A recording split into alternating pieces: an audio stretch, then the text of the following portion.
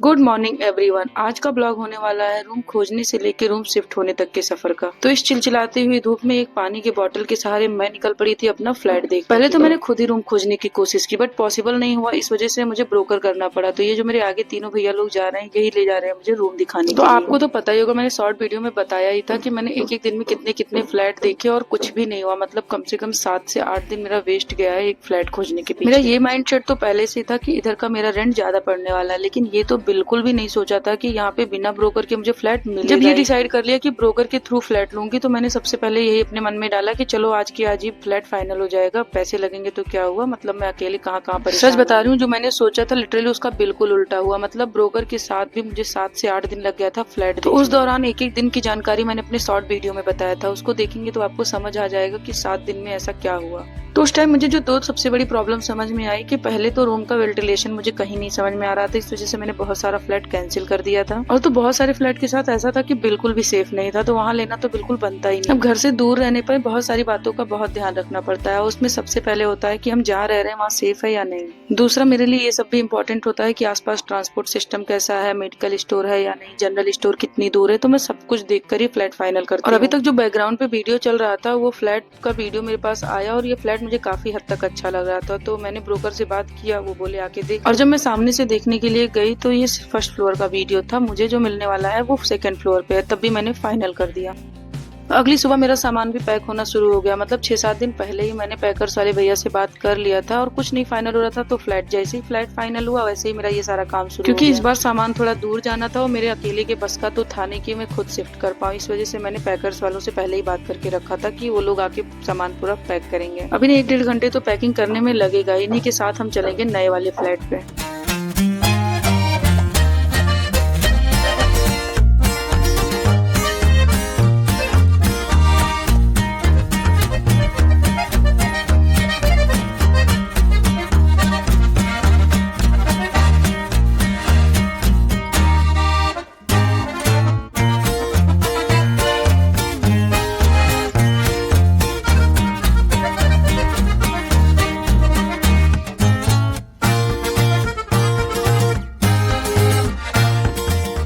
तो लगभग सारा सामान पैक हो गया था। फैन और कुछ डेकोरेशन का सामान छोड़ रहा था, तो उसके लिए मुझे बाद में फिर आना पड़ेगा क्योंकि अभी साफ सफाई भी बची हुई थी। तो सामान सारा पैक हो गया था, इसी के साथ मैं भी पैक हो। जब मैं सामान खरीदती हूँ तो मुझे बिल्कुल रियलाइज नहीं होता है कि मैं कितनी भीड़ इकट्ठा कर रही हूँ, लेकिन जब मुझे शिफ्ट होना होता है तो मुझे ऐसा लगता है कि मैंने इतना सारा सामान क्यों खरीदा। और एक बात मुझे अच्छे से पता है कि एक बार मैं फिर शिफ्ट हो जाऊँ ना, मैं ये बात बिल्कुल भूल जाऊंगी कि हाँ मुझे कुछ कुछ सामान लेना अवॉइड करना चाहिए।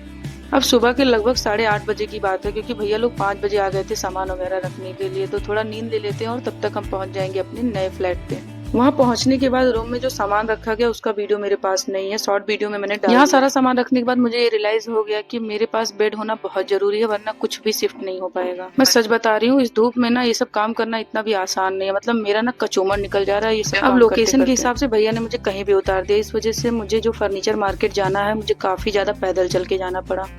और वहां पहुंचकर मैंने पूरी बुद्धि लगाना शुरू कर दिया कि मुझे सबसे ज्यादा सस्ता क्या पड़ेगा लेना। इस वजह से मैंने कई सारी चीजें देखी, मतलब फोल्डिंग भी देखा, तखत भी देखा। अब ये वाली फोल्डिंग तो मुझे थोड़ा समझ में आ रहा था, तो भैया का था कि ये फोल्डिंग 2200 रुपए की है, आपको मैं 2-4 हजार में दे दूंगा। मैं फाइनल करने वाली ही थी, मेरे मन में आता है कि क्यों इतनी जल्दबाजी करना है, चलो आगे और भी कुछ देख लेते हैं। फोल्डिंग और चौकी की प्राइस में थोड़ा बहुत ही डिफरेंस था, तो मैंने सोचा कि ये टूटेगा भी नहीं, तो इसलिए मैंने 2 चौकी वहां से खरीद ली।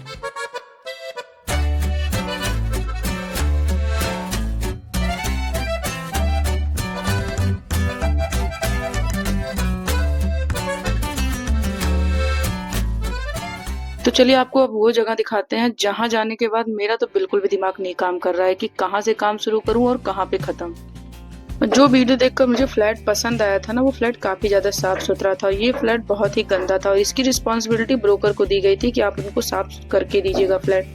उन्होंने पैसे भी दे दिया था और बोला था कि अच्छे से साफ सफाई करवा देना, क्योंकि न्यू फ्लैट है तो गंदगी बहुत ज्यादा होगी। बट ब्रोकर ने कुछ करवाया नहीं, हल्का फुल्का ऊपर ऊपर से साफ सफाई करवा दिया। अब सारा काम मुझे खुद करना पड़ेगा। और ये सारे काम करते करते ना मेरा माइंड एकदम ब्लॉक हो जा रहा था कि मुझे ऐसा लग रहा है एक तरफ साफ कर रही हूँ, दूसरी तरफ ऑटोमेटिक गंदा हो जा रहा है। तो सबसे पहले काम करते हैं कि सारे सामान को एक साइड करते हैं और चौकी को सेट करते हैं, फिर देखते हैं आगे क्या होता है।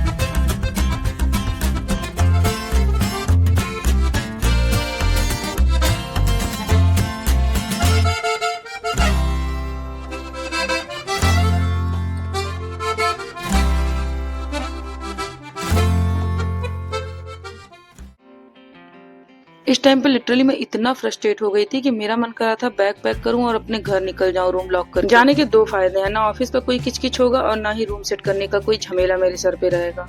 बट ये ख्याल बहुत कम टाइम के लिए मेरे मन में आते हैं और ये काफी टाइम बाद ऐसा महसूस हो रहा है। शायद मैं बहुत टाइम से अकेले रह रही हूँ, इस वजह से भी हो सकता है। और बहुत ज्यादा सोच लेने से मेरा सर दर्द होने लगता है। इस वजह से मैंने पहला काम किया कि म्यूजिक प्ले किया और काम को एंजॉय करने की कोशिश की। हे प्रभु हे हरिनाम कृष्ण जगन्नाथ प्रेमानंद क्या हुआ? तो मुझे एक बात समझ में आ गई कि करना मुझे खुद ही है, तो इस वजह से टाइम वेस्ट न करके सारा काम पहले कंप्लीट कर लेते हैं। वैसे तो बहुत बार होता है कि मैं अकेले रहती हूँ, लेकिन आप सबको पता ही है कि मेरे साथ मेरी फ्रेंड भी रहती है। अब तक वो कब का आ गई होती है ये सारे काम, बट प्रॉब्लम ये है कि उसके साथ बहुत प्रॉब्लम चल रही है और बहुत सारे काम में फंसी पड़ी है, नहीं तो अब तक वो कब का आ गई होती मुझे ऐसे देखकर। अब रात काफी हो गई थी तो मैंने सोचा बाहर से ही खाना मंगा के खा लेती हूँ।